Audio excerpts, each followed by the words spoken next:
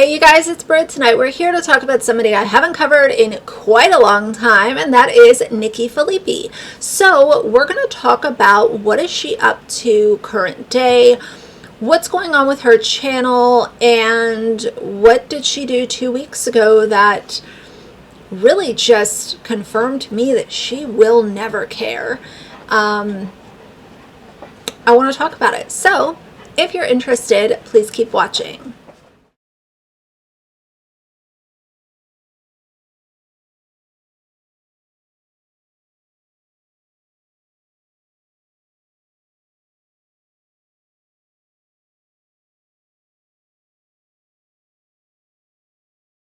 All right, you guys, so we know all about Nikki and her husband, Dan. They are the ones that put down their sweet dog, Bowser, and had all of YouTube talking and calling them out a couple of years ago. I've covered them in detail, not only the Bowser situation, but also other things that they've done that have been extremely problematic and very clearly problematic. But I came across this video, Positive Water Birth Vlog, giving birth at home with a rainbow emoji. It has 54,000 views. It was posted 2 weeks ago. It has 1.5 thousand likes to only 4 dislikes. I think the like to dislike ratio on this video really confirms to me how quickly people forget about awful content creators. And yes, I realize that the Bowser thing happened a couple of years ago. Their adoption scandal happened a couple of years ago. Nikki and Dan are not people who should be allowed to be successful on social media.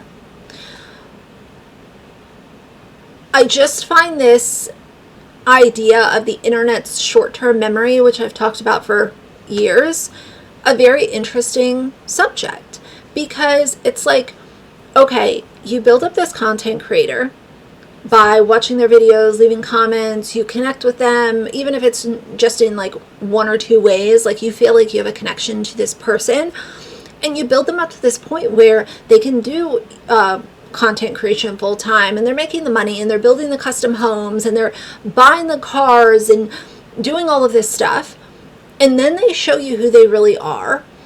And some of those people choose to leave and forget about the content creator, but then there are others who just kind of like allow time to go by and eventually end up going back and watching the creator's videos. I just don't really understand that. Like, I don't understand the taking your social media currency and putting it on people like Nikki and Dan, Brittany Dawn, Colleen Ballinger, the Doherty Dozen, so many terrible people on this platform. But either way, that's another conversation. This water birth vlog, for me, what it did was it confirmed not only that people are still here to support Nikki current day, but it also reminded me that they have no idea of what informed consent is, what privacy is, what content creation, but holding it for a select group of people to consume is, because they can throw this on YouTube and make money from it.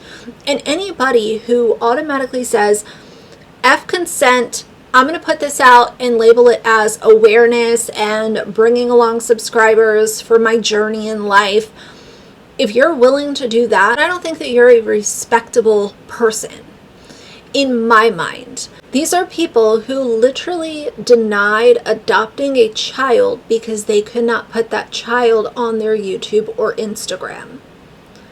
Keep that in mind.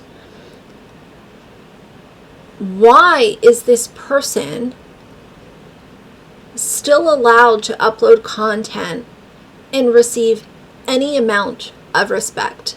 She has also posted a more recent video that was a day ago, my first week with a newborn, postpartum meals, and she's, you know, the baby is right here in the thumbnail. Like, Nikki does not care. Nikki thinks that she can play certain people for the fool, by allowing time to go by and not talking about the Bowser situation, not talking about them denying adopting a child because they could not put the child on social media. She's the type of person to think that I'm going to go ahead and ignore that and allow the internet's short-term memory to work in my favor so that I can continue to sit here and be a content creator instead of getting a, quote, normal job. And I can't stand people like that. It makes me sick. And I've said before, birth vlogs are family vloggers and mommy influencers, daddy influencers. That's their big payday. And while I understand if you are comfortable filming your birth, whether it's hospital, at home, whatever, and you want to share that with your, closest friends and family because they live out of state and they can't be there, I understand that. But I don't understand the putting it on social media so that an audience can literally be sitting in the room with you as you give birth. That is weirdo behavior to me personally. But I wanted to cover this not only because of the whole idea of, allowing the internet to consume your labor and delivery as entertainment so that you can get paid, but I also thought that the entire idea that, nobody cares about Nikki and Dan being awful people anymore, is that the way that it works? Just allow enough time to go by and people will kind of forget that you murdered your dog and denied a child being adopted because you cannot plaster them all over your social media. I find it very weird, but as always, I'm here to talk about it. So for now, if you like the video, please leave a like and a comment. And if you'd like to see more from me in the future, please subscribe. I'll see you guys soon.